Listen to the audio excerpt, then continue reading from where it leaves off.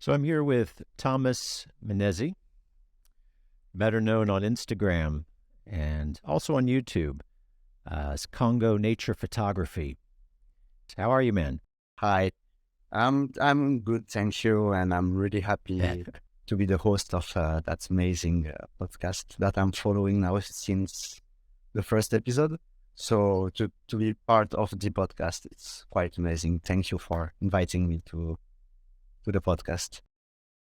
Well, thank you for joining me. And I must say, I've been following you also for some time now. I think we first connected actually many years ago. You actually recently reminded me on Facebook of a message you'd sent me on Facebook. I think this was 10 years ago.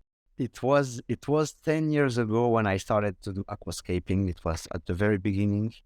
And when you contacted me to do the podcast, I said, gosh, I sent him a message like 10 years ago. Let me check. And I checked and the message was still there. So I sent it to you.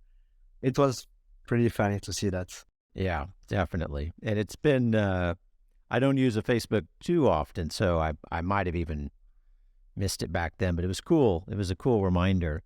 And but definitely on Instagram, I'm always excited when one of your posts pop up in my feed because let me tell you, man, your underwater footage, especially, and especially the focus on Anubias, has been a source of great inspiration to me because number one, the footage is just gorgeous, and getting to see the actual environments that we all seek to reference in some kind of way in our aquascaping is it's just one of the coolest things. And I'm just so grateful that there's people like yourself out there providing that kind of footage. But the focus on Anubias especially gets my attention because it's just such an important aquarium plant, not just in what we call aquascaping, but in really all of freshwater aquarium keeping. If we're going to have a plant in there, the Anubias maybe the most important aquarium plant, and I don't know if it's ever been looked at that way, but it certainly is to me. But before we jump in on that, I have a lot of questions about Anubias, actually. But because I need to know for myself, too, give us a little bit of your background, how you find yourself in the Congo, and Okay. just exactly kind of your history with aquarium keeping and now this West African exploration. Okay. Well, first, thank you for your kind words regarding my Instagram and the work I'm doing there. So I'm more active on Instagram, and I'm really happy to hear that aquascapers like you are inspired by my pictures, because this is the truly mean of my account on Instagram. It's to share the Congolese biotop and to inspire people to do or Congolese biotopes, or at least some sceneries that I'm sharing on Instagram. So how did I end up in Congo? My grandfather arrived in DRC in the 40s at the end of the Second World War, and he had my father. That my father is born on the eastern part of DRC. So my father is half Congolese and half Italian, because my grandfather was Italian. And my mother came in Congo in 48 or 49 with her father, because he was a vet for the colony. And after my parents met, and then I'm born and raised in DRC, I did the French school. Then I went in south of France to do my college. So I have a degree in finance and managing. So nothing connected to fish. And then after that, I came back to Congo to work in the family company. And since I'm 5 years old, I've been keeping fishes in aquarium. Always wanted to go fish in the Congo River, in the Malebo pool. And then I think it was in 2010, I encountered a picture of Takashi Amano, like you did, but it was with a book. And then I said, what is that hobby? So I started to look pictures and learn, and I knew about CO2, etc. But as I was living in DRC, it was very complicated for me. And then I did a trip to Thailand in 2011, and I went to the ADA shops and I bought the lights, the CO2, etc. And I started to do aquascaping. And in 2018, I started to do biotop aquarium due to a trip with Heiko Blair to the River Foix. I bring back some fishes, and then I started to do biotop aquarium. And from there, when I was doing biotop aquarium, I decided to do some photography of the different rivers. And one day I shared a picture with Scott Feldman from Tannin Aquatics, and he pushed me to do an Instagram account. He said, you should share your pictures of DRC because no one knows the biotop of the Congo. We know the fish, we know the scientific parameters, etc., but we don't know how it is, how the roots are going into the water, what is the color of the water, how is the sand, and etc. And so he pushed me. Then I did it, and I think it was a good choice. I'm still doing it as a hobby to share with all my all the followers, and I'm quite happy to do it. I'm getting some satisfaction to do it, so it's good.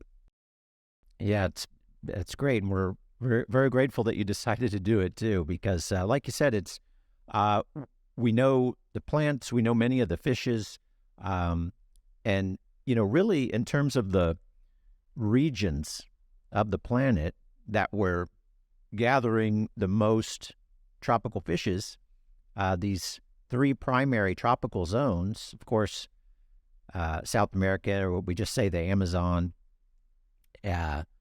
We have the Southeast Asian region, and then we have this West African region. I would say of the 3, the West African region may be the sort of least known about, or the least, there's just doesn't seem to be as much common information about this West African region out there, because most of the countries have been in war, and on the 90s and the beginning of the millennium. So not much of aquarists or people were going there to do expedition, and it's very hard to go there to do expedition with authorization. That's why we have a gap of information and footage.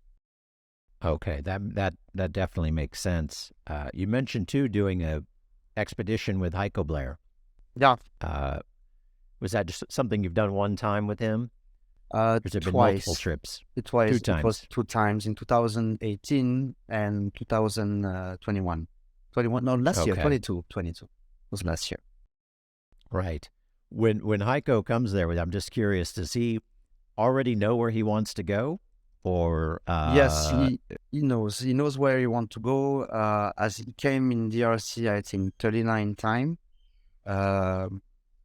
So he exactly knows where he wants to go, what he wants to find. Unfortunately, in DRC, you cannot travel everywhere. It's very hard to get the papers. And even when you get the papers, you get hassled by the people and by the authorities. So sometimes it's hard. And also the roads are not correct. So many times I tell him, the time when he came, I say, okay, this side we cannot go, or this side the car cannot pass, this side is too dangerous, so we change. But usually we do at least 2 destinations that he wants to do, and we do 1 destination then that I choose. So it was very nice. We had 2, let's say 1, 2, 3, 4 trips in different area, and it was very nice. We spent a good time. I have to say it may be a little unrelated to aquarium related topics, but what we do know, let's just say in the U.S. or outside of Africa, about the region is that it is obviously we have many decades of uh, political strife and conflict there, etc.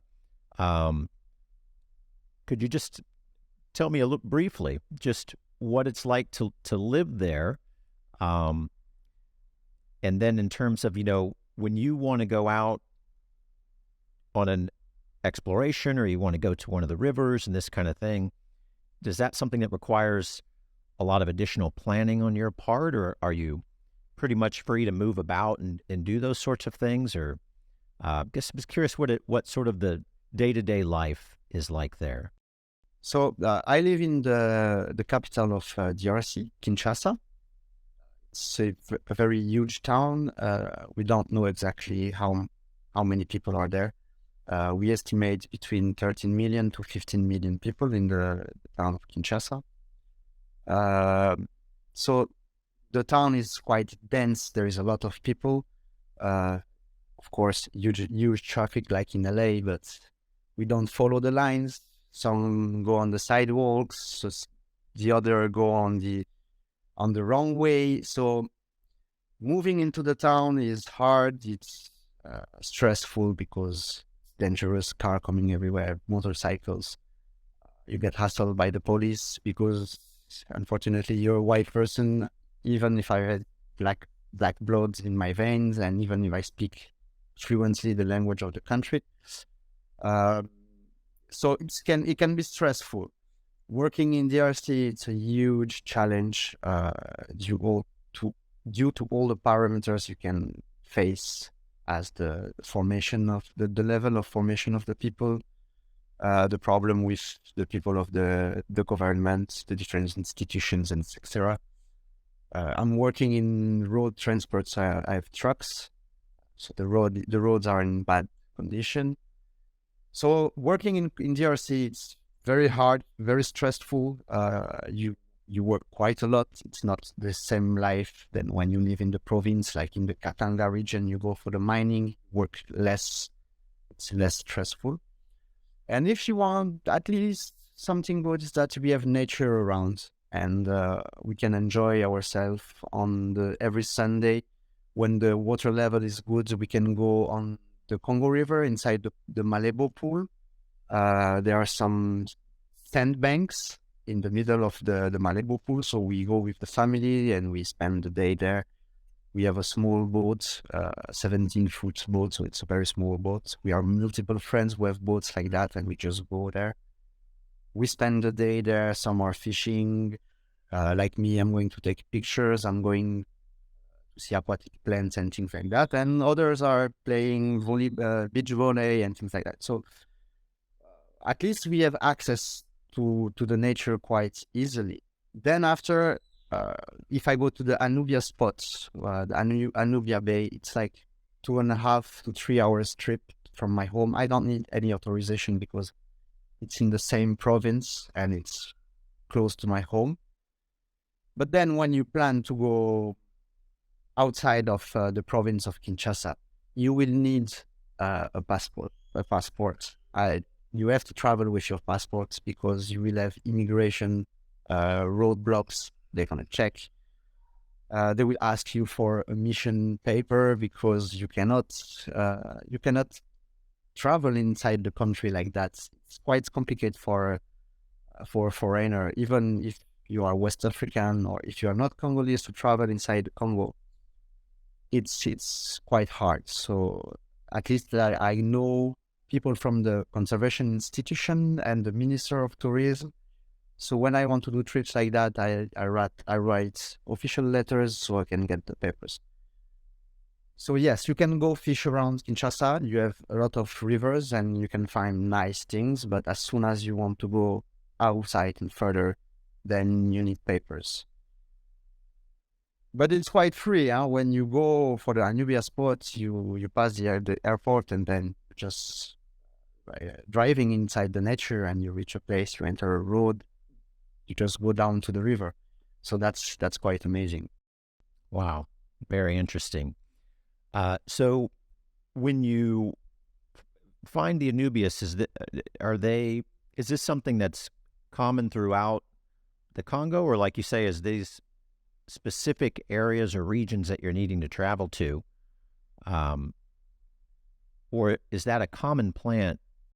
At least for the parts I've seen, um, let's say from the lower Congo, so from the town of Boma to up to the highland, the Bateke Highlands, so you're going a bit like northeast.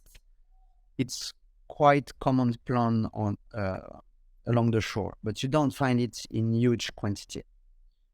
You will maybe find on let's say a stretch of 1 or 2 kilometers, you will find like tens patches of Anubias.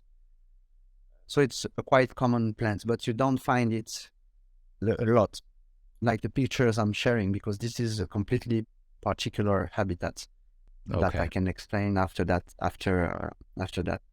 Usually you find them along the riverbanks on quite, they like to be on quite vertical planes. So the water is flowing there. They like to stay on vertical planes most of the time. I can share you multiple pictures if you need after to show in the podcast. Of course, they like hard substrate, so roots, rocks. Many times it's roots because we don't have a lot of rocks in DRC, but as soon as you have rocks in this environment, you find some Anubias. And something that I find, it's like 90% of the time when I see Anubia in the wild, they got around the roots, there are always some moss growing. Always, like 90% of the time, there is moss growing. Okay. And I think it helps to get the roots moist all the time. So this would be out of the more out of the water, Out of more the water, yeah. emergent. Okay.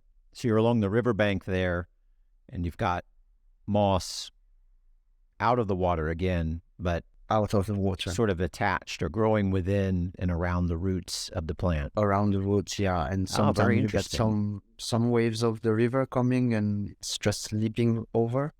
Okay. But most of the time they grow out of the water. Let's say 90% of the time, like most of the aquatic plants, they like to stay on the river banks. And if, also the problem is that we have quite dark water. The black water of the Congos is very dark. So I think as soon as you go deep in the water, let's say 30 centimeter, the light is not sufficient to do a proper photosynthesis. Okay, interesting. You can sometimes have like a big patch of 50 centimeter long, and you have 20 centimeter in the water, and the rest growing out of the water. So I think the plants that are out of the water are providing the nutrients and the CO2 and the energy they're getting from the photosynthesis for the part that is underwater. So that's for the typical one. The pictures I'm sharing, it's something completely different. Okay. This is a lot of the pictures and videos are from a much clearer water. Yeah. And in this case, is the plant submerged all the time in those environments? Is it growing full-time underwater? So that's the only place I've encountered Anubias in clear water. In fact, it's a small spring, a small karst spring, like you have, I think it's the Silver Spring you have in Florida, or the Blue Spring. Sure, so yeah, it's Silver Springs. Quite of the same, but in a very small scale. So water is coming from underground. You have white sand. As it's coming from underground, it's rich CO2-rich water with a lot of nutrients. The water is crystal clear. You can see by my pictures that the water is very, very clear.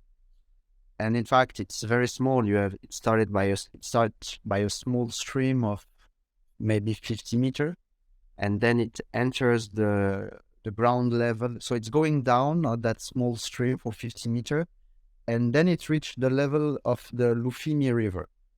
That is a black water. And there, when that small stream reached the same level than the Lufimi, it starts going wider, let's say 10 meters wide, or some place 15 meters. and it flows into that river. So you have a small part of 10 meter on 50 meter long of crystal clear water with full of Anubias, as you can see on the pictures. And it's a permanent underwater colony. During the the dry season, the water gets down, let's say, for almost a meter, but still you have some part of the plants of the Anubias that permanently underwater, permanently. Wow. Very interesting. So clearly its most natural habitat where you would find it most of the time would be out of the water.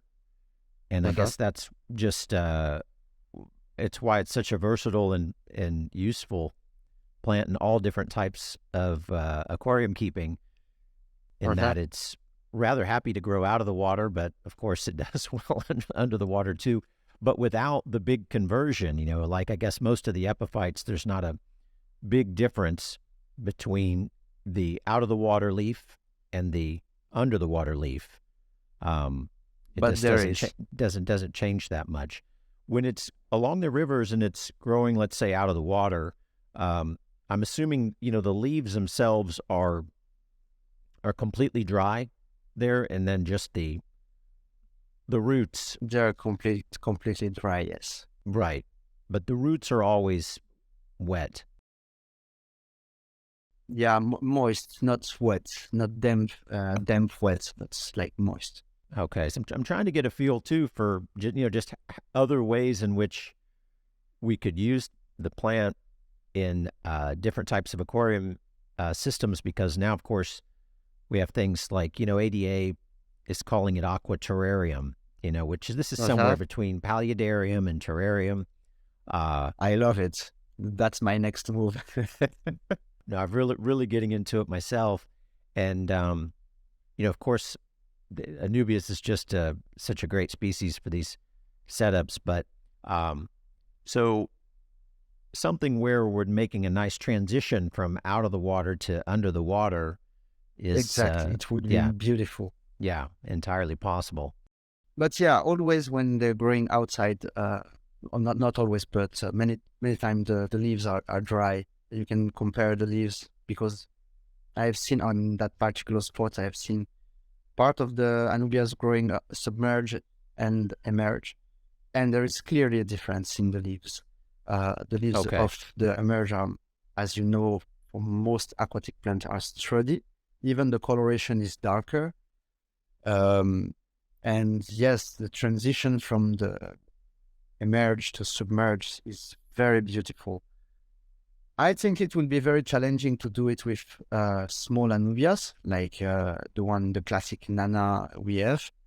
Or I think it would be easier to have, if you have a huge aquaterrarium, I would suggest to use big Anubias and small Anubias to create a nice transition, because with small Nana, you will not have big leaves. It will be like a small carpet. You won't have any contrast, and some. It's hard to me to find the word in English. Huh? Some depth, I understand. Depth in the hardscape.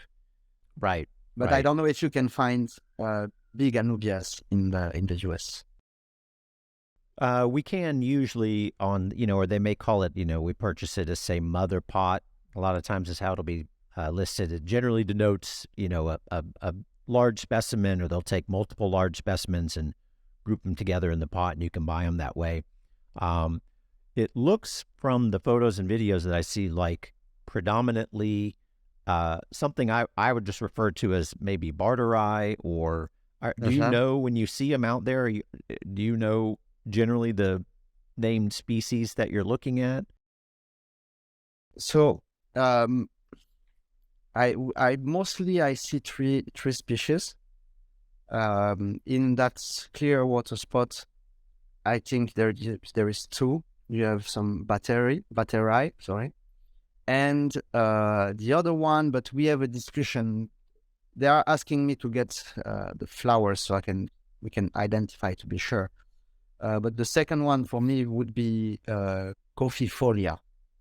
That Oh, because wow. Okay. it has some, how do you say, some The undulations. ridges. Yeah, Yeah, sure. Yeah, the textured leaf. some ribs on the Okay, leaves, right, right. reminding to the coffee leaves also. So for me, it's Yes. coffee folia. But most of the time, it's Okay. battery that we see most of the time. And Okay. the third one, I don't know the name. Do you come across maybe these, and you'll have to forgive me because I know very little about the actual regions the different ones come from.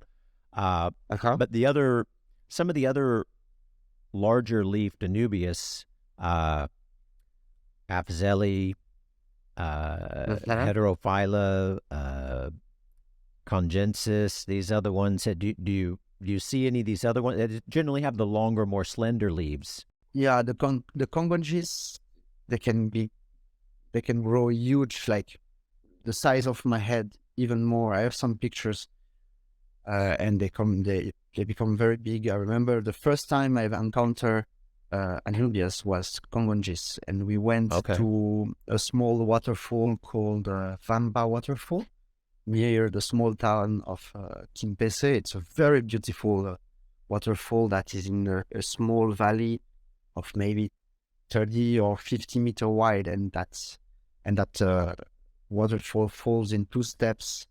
So it's a beautiful scenery when you have the sun coming there. And I was going there with my family-in-law and a dear friend that passed away 4 years ago. And I was walking, and just under a huge rock, I saw some leaves coming out, and I said, "This must be Anubias." So I just looked down. It was in 2010.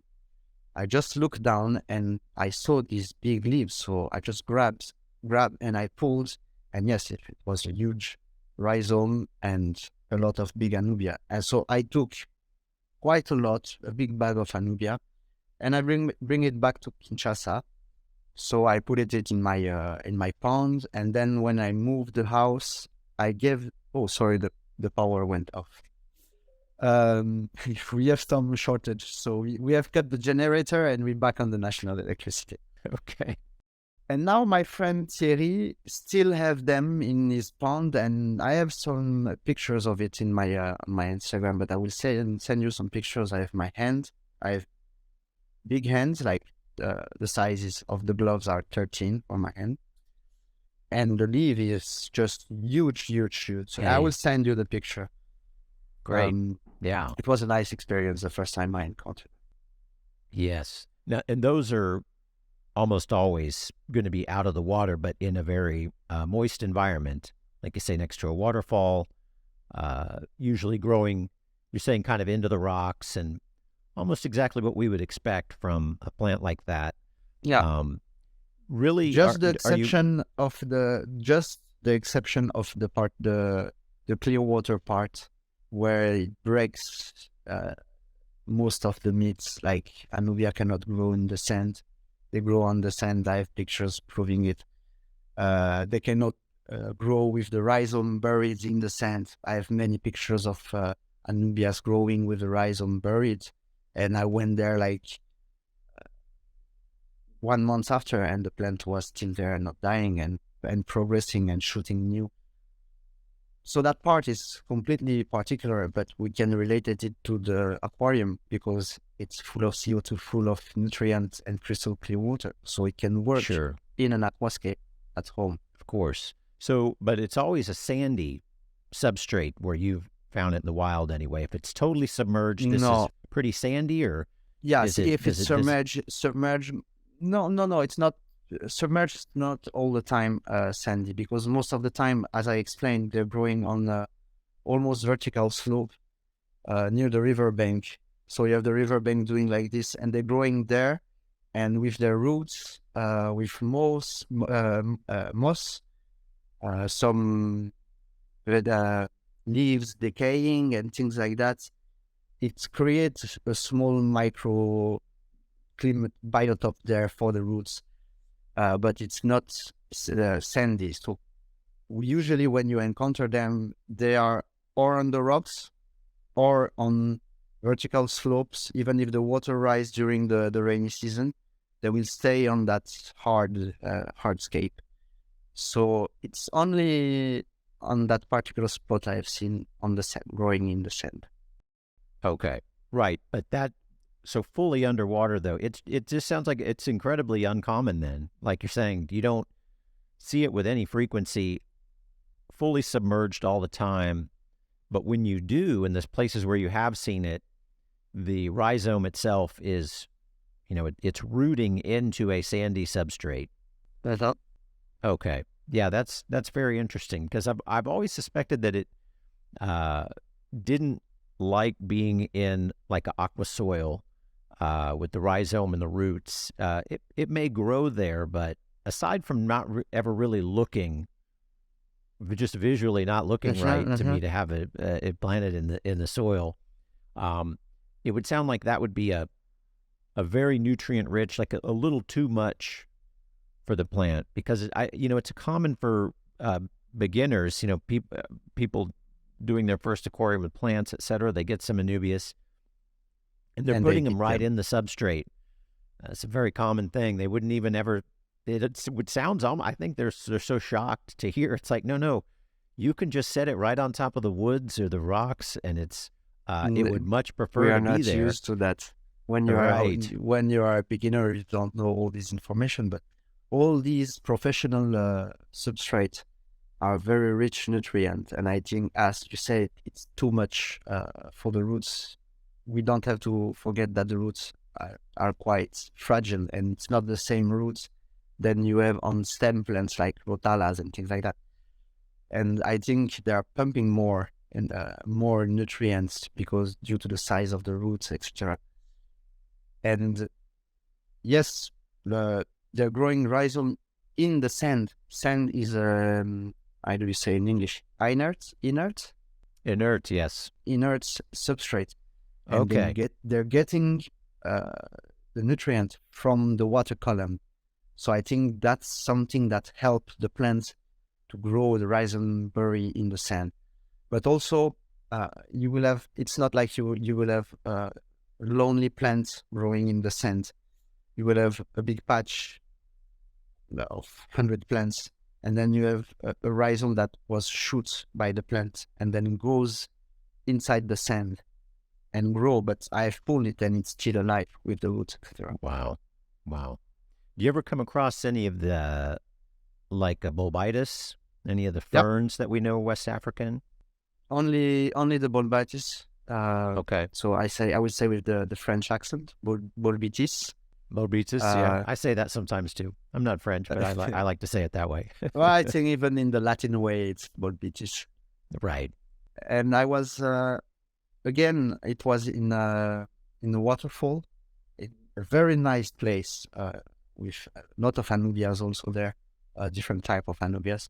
But then I went there like 2-3 times. I didn't pay attention. At that time, I wasn't doing aquascaping. I saw the Anubia because I know the Anubias since I'm a kid. And in 2012, we went there with friends and etc. And then there is like 4 small waterfalls coming from 20 meters, but they're not very wide. It's like 2 meter wide. And you get there on the rock and you get massaged by the waterfall. It's a very beautiful scenery. And my friend was under the water, so getting the massage, and I just look on the right because there is that long wall of rock where the waterfall comes down, but it's not a lot of rocks. It's like very flat with some cracks. And I looked to the plant. I said, that is bulbitis. So I grabbed and I looked and I checked, and yes, it was bulbitis. That's the only time I have encountered it. And I never went back there since then. I went back, but I wasn't on Instagram things, and so I didn't took proper pictures. But you can see on my Instagram, I have some pictures. I will send you also. After that, I can send you the pictures. Sure. And it was growing vertical in the cracks, permanently splashed by water. Nice. So, but you wouldn't see it necessarily in the same environments that you see Anubias in terms of just where you've encountered it. When you see the big patches of Anubias in the wild, you're not seeing the bulbitis around that same area usually. No. Okay. And I know some of the, like what we call red tiger lotus and these different lotuses. Uh-huh. These are, Uh-huh. do you ever encounter those out in the wild too? When I was in the equatorial region near the town of Bassancusu, Uh-huh. it's an area where you have very red, black water. The rivers are, I can even say red water. Wow. Sometimes it's even pink, like in English, maybe we say fuchsia. Fuchsia. Wow. Okay. It's That's like a it's pinkish correct, color. the color? Yeah. Yeah, a Fuchsia, pinkish yes, would color. be almost like we would say hot pink. And there I've seen the red tiger nymphea. Right. A very, very nice plant. I've seen it growing on the surface water, but also underwater. You have some. It's quite amazing how they can get light down there. But when I'm saying down there, it's like 1 meter, and when you have a black water to see 1 meter to reach the light there, it's very, very hard. Okay. I have some pictures also. I will send you, but it's quite common. Quite common. So you've seen those, the nymphaeas growing in waters where it's quite dark. In other words, they're not necessarily Yeah. getting a bright light, which is always interesting to know. And even with low light, they can get big leaves and growing quite short. They don't grow necessarily long, even if they don't have strong light. Okay. So you may see them growing bigger or taller, bigger leaves in the lower light situation, which I've always sort of reasoned the plant is wanting to absorb more light, so it's going to Yeah, grow higher, for it's going to sure. have a bigger leaf. That would be something you've observed in the wild too. So the lower light scenario gets you the bigger leaf, which is, to me, any of these insights you can get about what these plants are actually doing in the wild is very useful in how we think about using them in the aquarium, where we're generally in aquascaping, we're often using too much light, I think, for what these plants want. 100%. Yeah. 100% we're using too much light. But because we are using too much light because we want to reach certain goal, certain pace of growth. For others, certain redness of the plants. So yes, we're using too much light in aquascaping for sure, but it's for certain reason. Right. Many of the Anubias I've found, I've gotten more into non-CO2, very simple layouts, really more since I have a retail store now. And, there's just more demand, especially, with people that want something simple or low maintenance or they're beginners. Uh-huh. Because I actually, unlike most people, I started with CO2. I never really did much in the way of like non-CO2 or lower energy tanks. Even when I did a lot of Anubias, I would always have CO2 and probably too much light. And I adopted a sense that, this is just what was needed to grow any plant in an aquarium, many years ago. And so what I found in, the past years of doing a lot more, what we just sometimes call low-tech layouts, is many of the Anubias, they will grow even with no light on the aquarium. Or, if they Uh-huh. aren't growing really, they're not dying. I mean, they're definitely They're not alive dying. and they're not putting out a lot of leaves, but it's something I love about the plant is that it looks like it's been there a long time. The first day you put it in is always one of the really charming things about working with Anubias. And I find for, beginners and people wanting something, again, lower maintenance, it's a real advantage to them to have that sort of gratification of the little layout looking like something nice, very quickly by just placing plants like Anubias and a couple of different leaf sizes, etc. You get a very nice impact straight away. I mean, you could really do it to make it look like it's a very mature layout, even in the first Exactly. days. Very Which is, easily. yeah, I think it's maybe due to the plant itself, how it is with big roots, multiple roots, rhizome. leaves that are not common in the hobby. Right. And yeah, it gives straight away, it gives a big impact, even if it's not the main, let's say, character of the aquascape. You will still have the eye captured by it and drag it to the Anubia, even if Sure. it's not the main plant of the aquascaping, and maybe there is a rotala or a species like Ludwigia that you would put it in phases in your aquascaping. But if you put an Anubia, still your eye will go there. It's a very nice plant for beginners also. Yeah, no, that's very true, actually. I've never really thought of it that way, but that kind of that contrasting leaf shape is something that does draw your attention, even if it's out of the way. You know, it gets your attention, and perhaps it's just it's such a balancing force. Yeah, I almost have to make an effort to not use Anubias in my layouts most of the time, because it might be the ultimate plant for just filling in the gaps, and it's almost just too good to be true that there's such a charming and beautiful plant that we can just set right into the space between driftwood and stone, or this kind of thing, and it's just very happy to be there, not getting much light, etc. I would probably call it the most important plant in the aquarium hobby. I mean, if we had to Yes. we had to pick one and just settle on it, it would be Anubias in almost all of its variations. If you talk in the general sense of the hobby, yes, totally, because everyone is using it. Sure. The people that want to keep, even if they're beginner, they want to keep African rift cichlids, they will take Anubia. That's true. You can put it anywhere. Anywhere, and everyone is buying it, because even if the leaves die, it will grow back. True.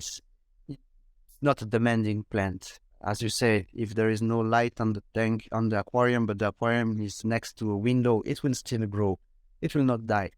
It's a very sturdy plant and a very nice, very, very nice plant. And I think I can say, when I post pictures of Anubias or I post pictures of other things on my Instagram, there is no same impact. The Anubias get 1,000 likes, the rest gets 300, 500. Right. I post a video, I got 11,000 views on Anubias, but I get 6,000 on the rest. Yeah. So the Anubia has such important impact. It is. It's just a plant that everyone's kept it, and to get to see it in the wild. Yeah, that's why I just thought the way in which you're exposing it is so special, because again, we just don't get to see that very often. I had a similar conversation with Heiko about the, just the fact that so much of Amazon's gotten much more attention. We have a much better sense of, even though obviously there's many remote areas, and there's areas that probably, sometimes Heiko's the only one that's been there. It sounds like, some of these regions where he's done collecting, but even the Southeast Asian realm, we tend to have a little broader sense of the fishes and the plants from there, but West Africa, not so much so.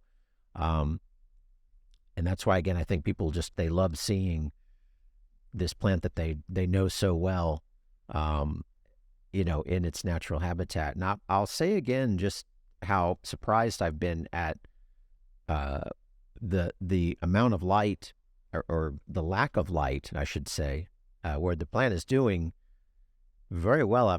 It's actually been quite surprising to me. I'll have, small cubes and small aquariums with no light on the aquarium. It's just getting an ambient light, or, it's getting enough natural light. It's not completely dark, but, and between that and no CO2, there's some Anubias types that I've found they may be doing better without adding CO2. And that could be because the non-CO2 setting tends to be lower light. But I've been so shocked, and I'm sure there's people that's been keeping, simple low-tech aquariums, even ones with no filter, just using a window light, et cetera, for years, going, well, yes, Jeff, I've been doing that forever. It's it's kind of new to me, to be honest, as somebody who started more again with kind of high tech aquascaping and trying to carpet plants, and I want to have I'm looking at a mono nature aquarium world book 1 through 3, and I'm trying to have the rickia growing on the entire aquascape with the purling and everything. That was my first obsession with really many years ago.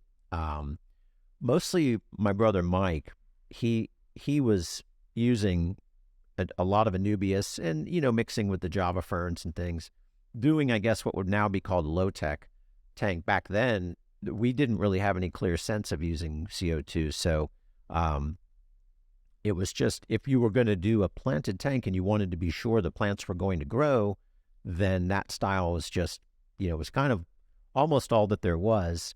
Yes, I was doing the same also. Anubias and Java ferns.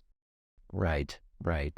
But I find it interesting too. Something I'm really attracted to is this idea where the moss is growing in the roots. To know that that's sort of a natural thing that you're seeing in the wild is eye-opening, and I think very useful, because it's a fantastic look to integrate the mosses there. It sounds like it could be something very natural for Anubias to have, based on what you're seeing in the wild, and can work also on the transition you were talking about for the terrarium. You can put on the vertical slope some Anubias growing, and the moss growing in between the roots, and then it goes in the water and the moss get bigger, and the Anubias aside. It will work very well. But sometimes when you speak with people, you got things popping out when they do some affirmations, and I was explaining you that most of the time out of the water, they are growing moss inside the roots of the Anubias. And then we were talking, and then I just realized I got some pictures of still in the same clear water habitat. You have a rock that I know that when the water is low, it's outside of the water. So you have that rock, some small Anubias growing on it, and with the moss. And when it's out of the water, so the water is low, the moss grows a bit around. But then when the water comes up again, the moss stays short, but still don't die. And I just realized that I have seen it outside of the water and inside of and submerged on the same place.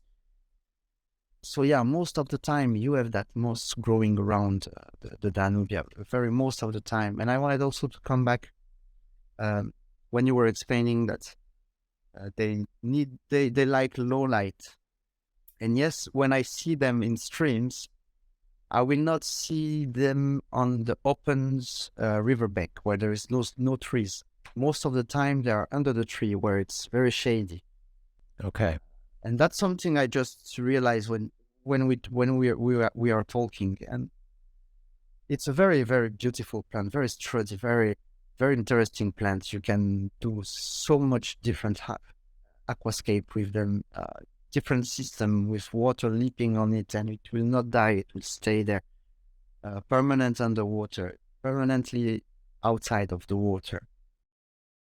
Do you see any of these? Are there any of the smaller leafed species of Anubias? Do you ever see those around, or are most of those like cultivars or plants that are being done by the nurseries? I know, of course, Anubias nana, petite, which is just, everywhere in aquascaping, just because it's such a practical plant, so useful for so many things. But do you think I've looked through some of the clips and photos on your Instagram, for example, and sometimes I do see what looks like a much smaller leaf, but I'm suspecting that that's just a smaller leaf of the bigger plant. So I'm pretty sure you're referring of some pictures I took back in 2018 with at the expedition with Heiko. We went to a very remote waterfall. It was the Anubia paradise, millions of Anubias everywhere, and there is a picture where I'm holding a piece of sand, mud, I don't know, vegetables, decaying matters, and there is very small Anubias. There is UG also growing on it, on moss, and we spoke a lot with Heiko regarding that particular Anubia, because when we were on site, we picked it, and I said, Heiko, it's very small. He said, it's very, very small, and I suspect it to be a new species that we don't know. He said, take some at home, and when we reach home, we take proper picture, we clean, we check the rhizome, etc. And then we took some bunch of Anubias that were there so we can compare. And when we came back, he's always working, even if it's midnight, he wants to work, he wants to make the pictures, etc.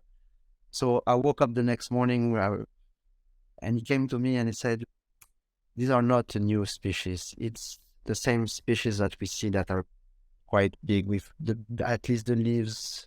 I'm talking in metric system, sorry. The leaves are 15 centimeter. So it's not the small one. He said, I've cleaned everything, I have looked everything, and it's not a new species. So I have not unfortunately encountered Anubia with small leaves. Maybe I will, I don't know. I hope. Sure. I can. I just worked for the first time with it was made available in a tissue culture, which it's so interesting to see Anubias now in tissue culture cups. It's just something I mean, I guess everything, if it can be grown this way and done efficiently, it's great. Yes. It's just a plant I didn't expect to see in tissue culture format, but it's just another very small round leaf Anubias. They're calling it mini coin. Yes, I have seen it. Yeah, really charming. It's very plant. nice. Really, yeah. But if it gets algae, it will be hard to clean but it's a the very hard one nice to one. trim. Yeah, Yeah. but very cool. But I'm assuming, again, these are just more than likely plants that the nurseries are producing by different crosses and different sort of way in which they're breeding and growing the plant. In other words, you're predominantly in the wild, we're going to see the broad-leafed, the big leaf version. Also, the type of environment where the leaf have an impact on the leaf size and the stem size also. If they're staying close to the water in an area where the water is flowing quite fast, so there are waves and water splashing on them, even if they're out of the water, you have water splashing on them, leaping on them, moving them around a lot, you will not see big leaves and long stems. Mostly small stems, 5 centimeters with small leaves. But you take the same plant, you put it in your aquarium or on a rock on top of the water surface, it will grow long stem and a bigger leaf. So there is an impact of the place where they live, how the environment changed the form, the morph of the plant. I see. I wanted to come back also on one small thing. Sorry. When please. We were talking about the Nymphea red tiger, and we were saying that in lower light they can get more bigger leaves, so they can absorb more light. Now that I think in the River Foix, it's the crystal clear river that it's extremely beautiful. I think you have seen some of my videos on Instagram. For those that doesn't know River Foix, just go on my Instagram, or you can just type River Foix on YouTube, and it's an amazing river. Yes, I have seen. I'm not sure about the species, but I will check it when we finish, and I will send you a picture or a video. But I think it's also the red tiger. And the water is very clear there. And the Nymphea red tiger I've seen there had small leaves. Even if they were growing underwater, I'd say 1 meter or 50 centimeters, they had small leaves. But getting more light, obviously clear water and a brighter. Yeah, so it's giving sense and it's giving accreditation to what you just said, that when it's low light for these species, they they grow bigger. And when there's highlights, they don't need that much. And it was also redder than the one I've encountered in low light. I just wanted to came back to that.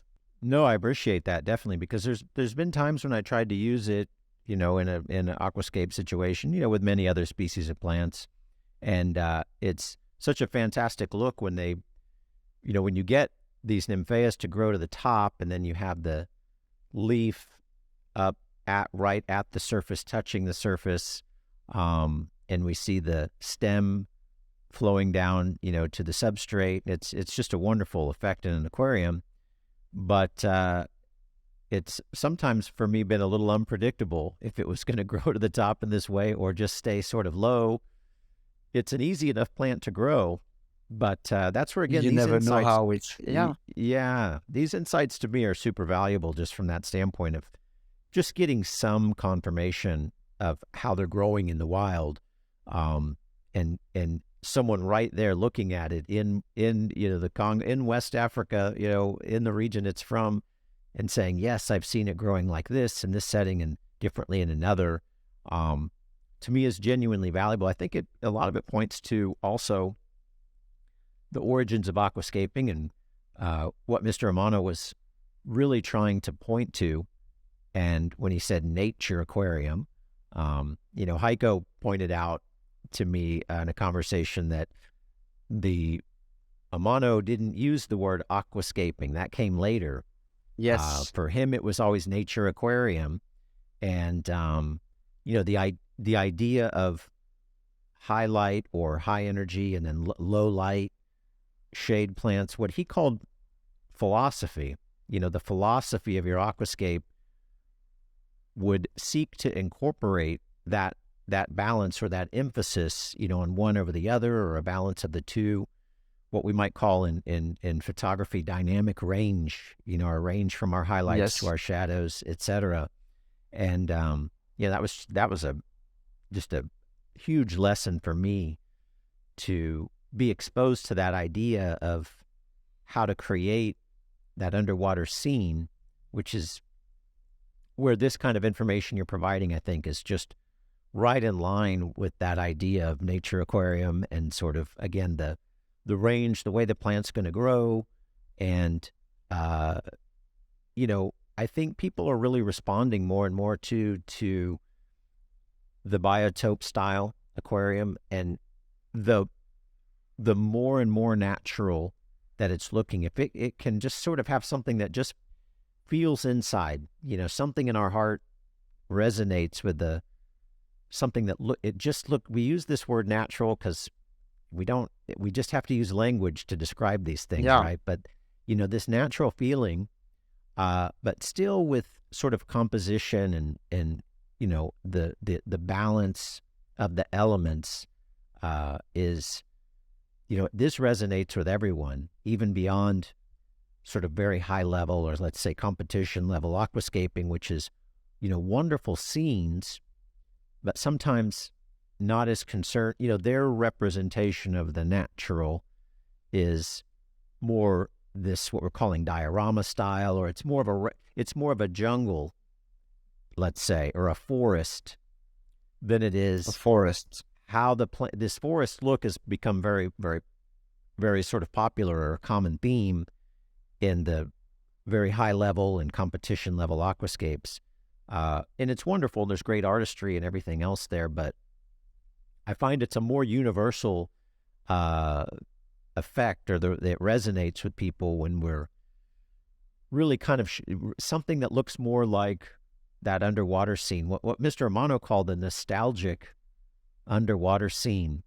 And that word nostalgia, I think, is a nice one to kind of frame it, because it's like it's vaguely familiar. We've never seen it, but when we see it, we feel like we've been there before.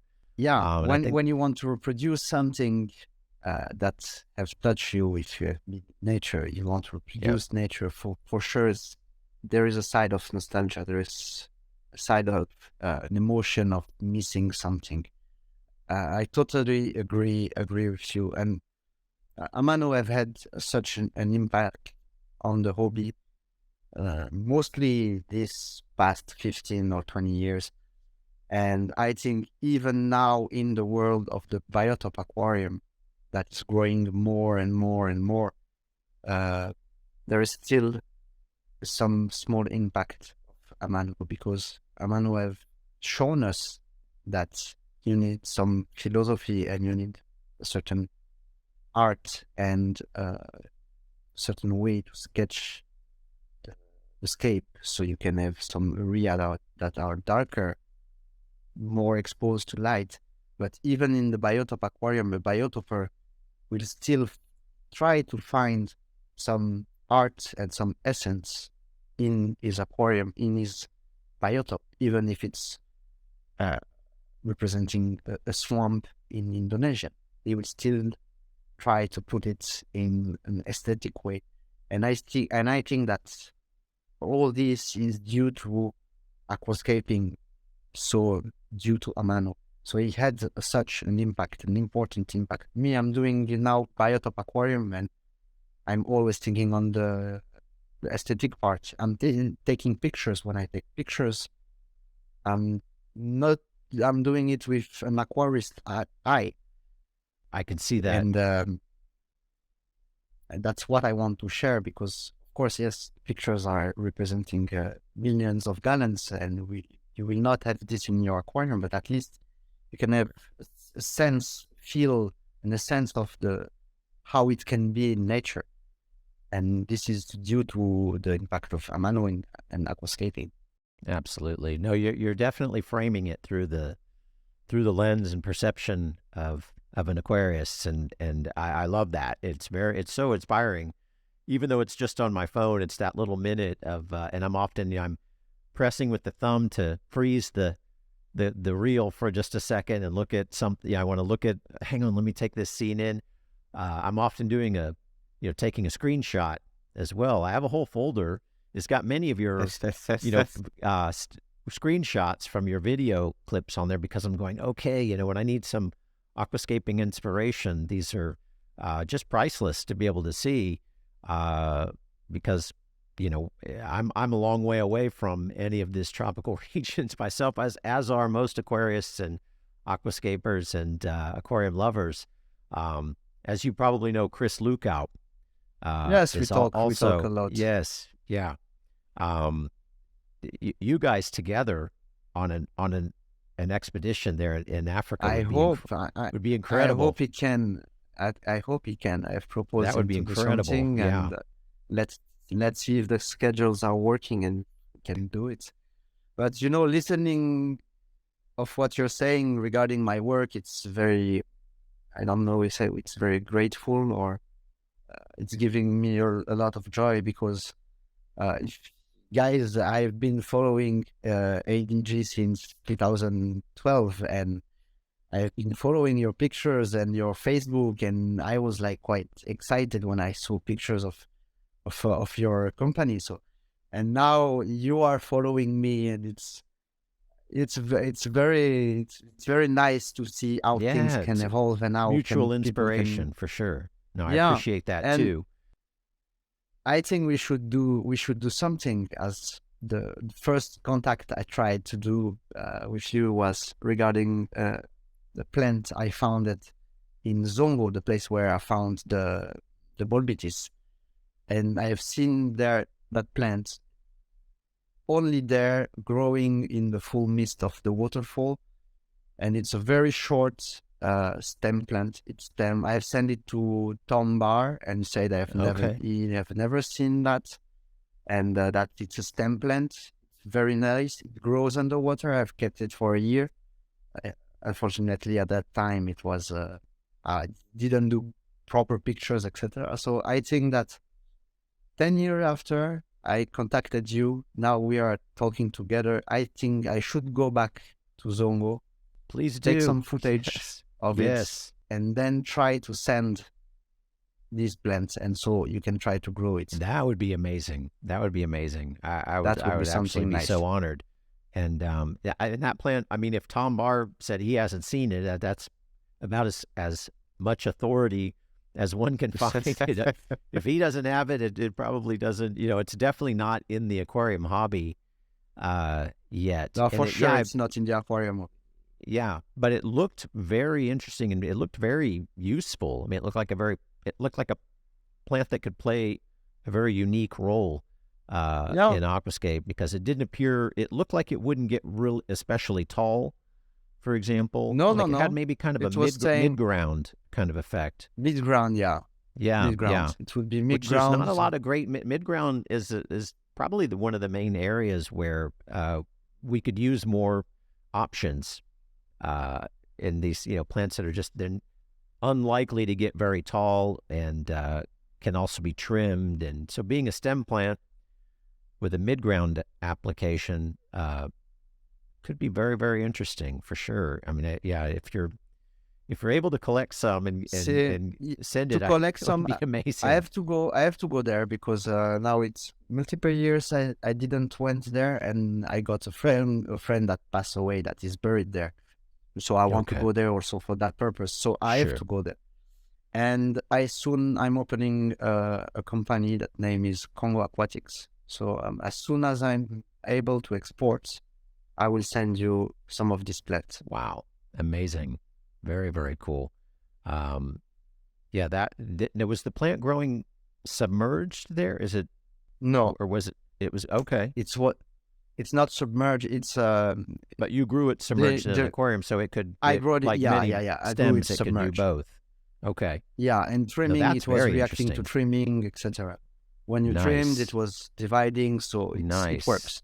Wow, It works. because I don't think there's as many stemmed plants that we'd normally use in aquariums and aquascaping that are West African in origin. I think that's a little less common. I'm not great at where all No, the different plants come from, but you have some um, Ceratophillium. It's a stem plant. You have some most I think are South from the American and family. Southeast Asian. Yeah, yeah, yeah. But you have also family of the. What do you call that? Now I'm more in in the fishes than the plant. I used to be Yes. in the Bacopa family.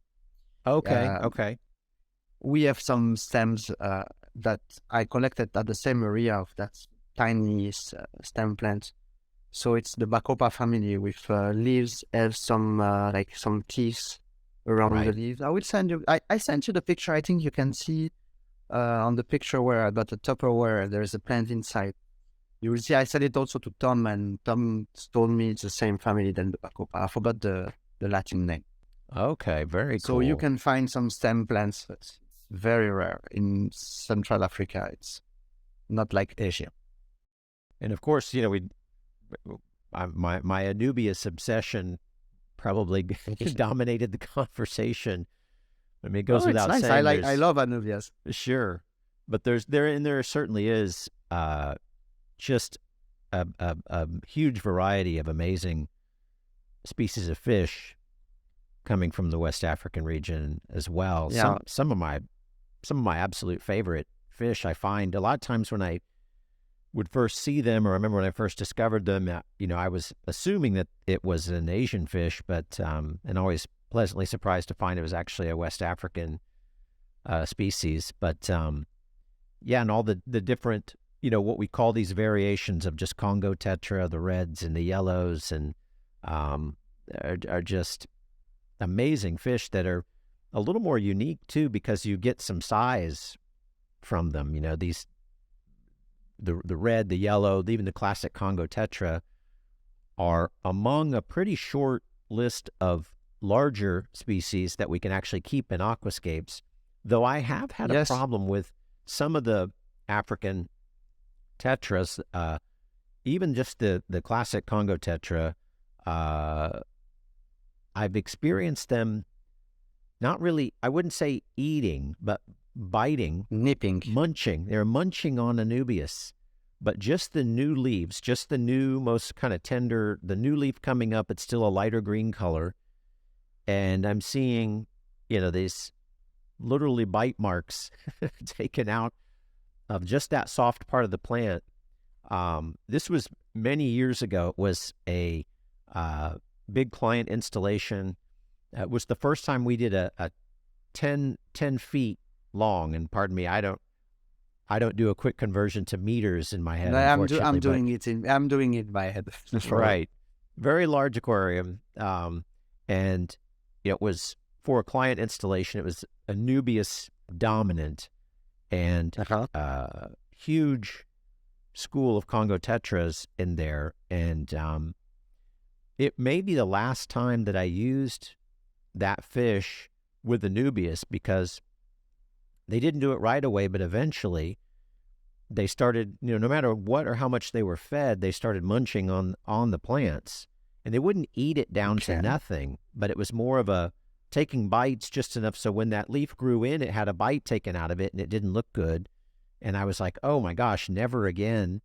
And so I haven't used Congo tetra of any type in a planted layout in a very long time. But I know it's it's a commonly kept fish with plants. And I would think I was traumatized by this because I had 10 feet of Anubias and probably maybe 100 Congo tetras. And I'm in a massive school of Congo tetras, which was really there may have been some other fish in there, but that was really obviously the focal point fish. And being in a client situation, when they're eating up all the plants, true. this became a real nightmare to Exactly. And the client's wondering why the leaves aren't looking nice and all of that. I was so traumatized by, but clearly it had to be them. Something was eating on it. And I know some of the other larger tetras they don't always do that, but there are some that are, they'll bite on plants, or maybe they need some fiber in the food, so they're compensating the fiber by eating young leaves.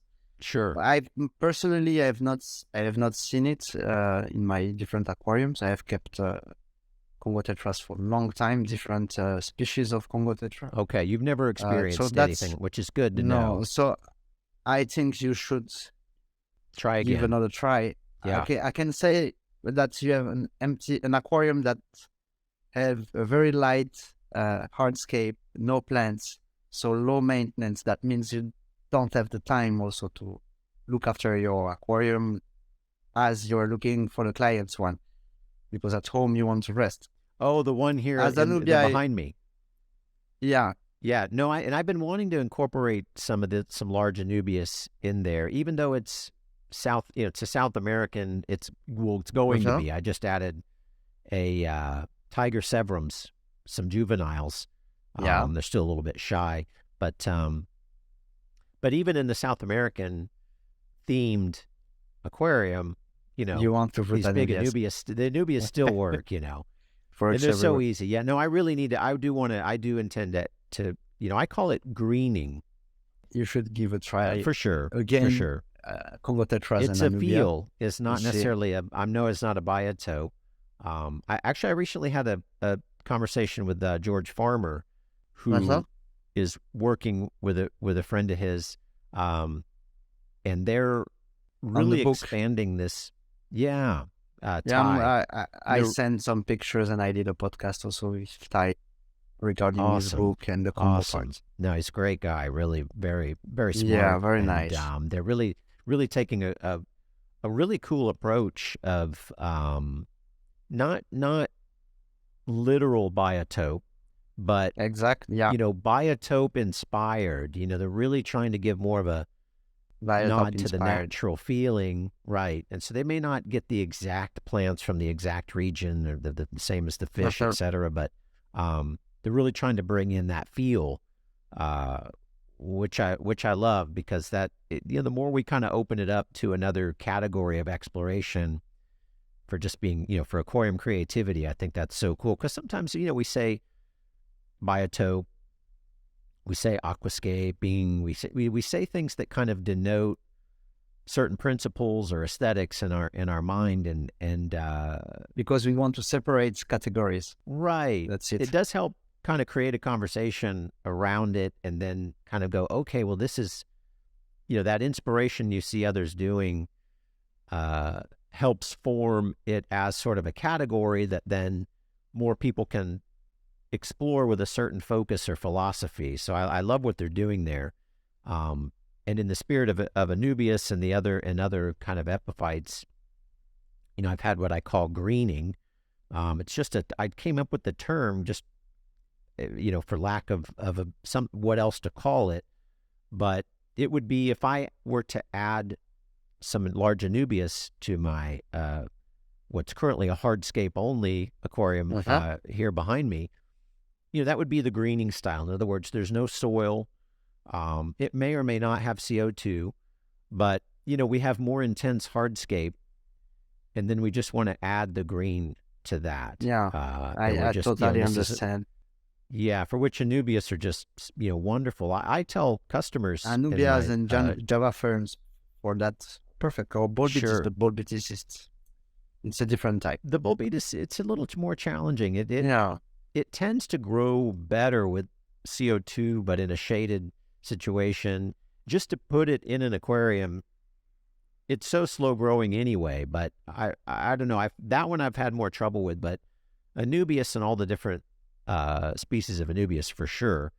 And I'll even tell customers sometimes, if you just were to add them to an aquarium like the one behind me, even if they weren't growing perfectly long term, because they're not rooted down in the substrate and all these kinds of things, it's an easy enough plant to just add some more, or to remove the old ones, give them to a friend or whatever, and put in some new ones. This kind of thing is not impractical because they're going to look nice for many months and potentially even many years, even if the growth isn't extreme or it's going to be slow growing no matter what. But I say, no, you should be excited that it's not growing so fast, and just embrace this, because now it's just there looking very, very pleasant, and not growing in a way where it's like, oh, now I need to be trimming and there's too many old leaves, it's growing too fast, I can't keep up with it, so it's just great in that sense. But this kind of hobby and wanted things to grow fast, etc. Well, maybe for the first 5 years, then after that, most of the people pass to something else that still have the aesthetic, but is less challenging to maintain and so that's the path I'm on too. I'm really getting a deeper appreciation of the I still do all kinds of styles because of this is my career and my job. That's also, your job, So, I'm needing to create things for a client, and this is going to be a huge spectrum of tastes and aesthetic choices. So, and then my job in that situation often is to try and deliver on more of what they want to see. But certainly that's your within job. that, I'm still passionate hobbyist in my heart. So, I still do all kinds of aquariums that are just my own personal sort of thing and just exactly what I want to do. And so when I do those things, I find myself increasingly satisfied with doing the simpler thing, or the slower growing thing is just fine. Or even if the plants will do well and be happy without a CO2, that's totally fine. okay also. It's all fine. Now since it's a shift. It's a shift. Not me. It's a shift, and I've done also. You have done aquascaping long more than I did. More than I did for longer years. But I went through that. I wanted very highlight aquariums and growing very fast.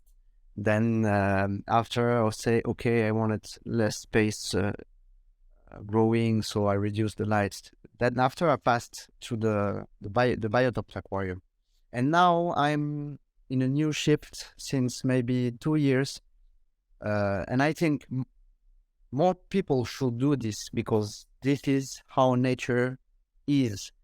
Now what I'm doing always when I do a new aquarium, I have to do an emerge part, like we are on the riverbank. So, for example, I would put on top of the aquarium. It's an open top aquarium. On diagonally, I will put a piece of wood that will go, I'd say that's the water surface. The piece of wood would go like this and then go out. And then there it will create a small swamp. And I will put some terrestrial plants, some ferns, some pandanus, some philodendron, monstera. And I can clearly see with wild caught fish, when I put them in this kind of aquarium, they have a completely different behavior than when they have an open top and there is nothing there. They feel more secure. But even beside that, you will never, it's very rare to see the fishes we keep, even if you don't do biotop aquarium, the fish that you keep, they don't live in rivers where there is no tree and no plants growing along the river bank. So now I'm doing it more and more, and it has become obvious for me. And also it's very nice if you have in your home ferns growing like that, or papyrus plants growing, shooting like 1 meter out of your aquarium. And it's something I'm doing more and more, and people are thinking that it's hard to do. I used to think that also, that it's hard to manage that part. But as soon as you take a piece of wood, you put it between the two corners of the aquarium, and you start putting plants, 1 or 2 months after, it will be swampy. You add another plant. In fact, it's very easy, and it helps also for the balance of the aquarium. You're right. To drag some nitrates. And right. So I think more and more people should do that. I don't know what will be my next shift or move, but I'm doing this. We see my aquariums; they always have ferns and things like that growing. No, you've actually you've inspired me with that whole last comments you were making just now, for sure. And as you were speaking, I was like, okay, yes, like I started getting some ideas, and yeah, it occurred to me I'm absolutely going to add some. So I'm going to add plants to the aquarium behind me for sure. And then I even came up with just some ideas as you were speaking. I was like, why wouldn't I do that? Because especially when you talk about kind of the marginal, or when you have the roots are in the water, but the plants growing out, all of the philodendrons, monsteras, the pothos family. I keep many house plants too. I have hundreds of house plants in my house. But those plants, many of them are very happy to grow. You take a cutting and just put in a glass of water to propagate the new roots, and what is an aquarium other than a giant glass of water? I mean, so really there's nothing to fear and it's actually, like say, it's not hard at all. I mean, a lot of those plants would be very happy to grow that way. The wood you have in your aquarium, you just take it, put it horizontally on top of your aquarium. That's it. I have idea, side crust. Right, and how to integrate even more Anubias there, kind of at the top section, right at the water surface, and this kind of thing. No, for sure. And you're absolutely right about the behavior of fishes and this sort of thing with the when you're more closely simulating that riverbank kind of growth, and just all of those elements that make them feel more comfortable. It's definitely a thing. You see many of these tank raised cichlids and other, some of the larger South American fish that we wouldn't normally keep with plants, because many of them are prone to eat them or bite on them or whatever. They're herbivores or omnivores. They still seem more comfortable when we provide these elements, for sure. Yes. And I love the thinking and the inspiration there. But and for the people who have big cichlids that eat plants and still want the greenish, as you said, it works very well. The green is not underwater, is on the top of the aquarium. All my aquariums, beside the one of my boy that is 7 years old. All my aquarium doesn't have plants growing underwater. They're all growing Right. on the water surface, and Around it. you have one stem of the fern going down, the leaf of the Yeah. philodendron that have to dry up and go down in the water and release some tannins. Okay, for sure you will not have a pristine aquarium like the one you have behind you, because there will be some tannins, some vegetals decaying from the roots and things like that. But 100% you will hang the light higher, but 100% it will be so much pleasantful to see and look I at agree. look at it. I And if you agree. keep houseplants, you have the things at home to do it. It's already there. Right. Well, Thomas, this has been a fantastic conversation. Really enjoyed it immensely. I've probably had 6, 7, 10 different occasions of new ideas popping into my head just based on your descriptions from the things you've seen That's in the great. wild. And like I say, I keep many screenshots already on my phone from your video clips and your work. And I just think it's fantastic, and love Thank what you you very do. much. And it's been a real pleasure to connect with you in this kind of way. So thanks so much for joining me today. And let's definitely keep in touch, man. Thanks you Love for to do some inviting me. collaborations. I hope we can do something together. And thank you for bringing me to Aquarium Everything podcast. I spent it was also an honor for me to meet you and to speak with you. And I wanted to thank you also, all the people that have supported me and pushed me to do that Instagram account. Thank you to Scott Feldman. And yeah, I never thought I would reach that or to do podcasts, having pictures shared on magazines and things like that. I never thought, and I would never in the past never thought I would reach that. So thank you everyone for that. Thank you, like you inviting me in this kind of podcast. Thank you very much. It's my pleasure, Thomas. Thanks so much, and look forward to talking to you again, man. Yeah, thank you. Okay, take care.